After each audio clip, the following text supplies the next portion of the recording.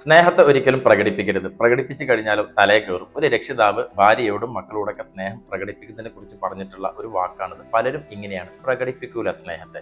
ഈ ഇഷ്ടവും സ്നേഹമൊന്നും നമ്മുടെ കയ്യിൽ ബാഹ്യമായിട്ടുള്ള ഒരു സാധനമല്ല.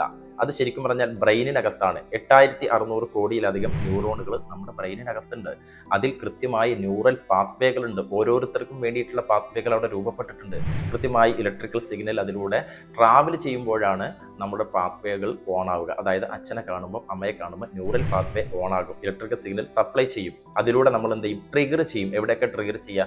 നമ്മൾ കൊടുത്തു വെച്ചിട്ടുള്ള കാര്യങ്ങളിലേക്ക്, സ്നേഹവും ഇഷ്ടവും ഒക്കെ അവിടെ കൊടുത്തു വെച്ചിട്ടുണ്ടെങ്കിൽ അതിലേക്ക് ട്രിഗർ ചെയ്തിട്ട് അതിലൂടെയാണ് നമ്മുടെ മുന്നിലുള്ള വ്യക്തിയെ നമുക്ക് കാണാൻ സാധിക്കുക. അങ്ങനെ ലോകത്തെ ഏതൊരാൾക്കും കാണാൻ സാധിക്കും. അതാണ് ബ്രെയിനിൻ്റെ സിസ്റ്റം.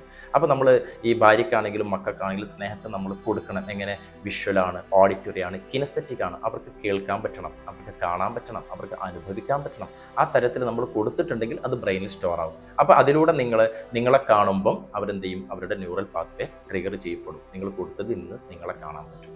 കുട്ടിക്കാലത്തൊക്കെ കുട്ടികൾക്ക് നമ്മൾ കളിപ്പാട്ടങ്ങൾ കൊടുക്കാറുണ്ട് അല്ലേ?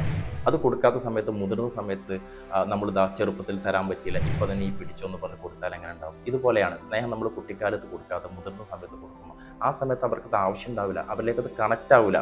സ്നേഹം പ്രകടിപ്പിക്കാനുള്ളതാണ്. നിങ്ങളത് പ്രകടിപ്പിച്ചെങ്കിൽ മാത്രമാണ് അത് അവരിലുണ്ടാകും. അവരിലത് ഉണ്ടായെങ്കിൽ മാത്രമാണ് അതിലൂടെ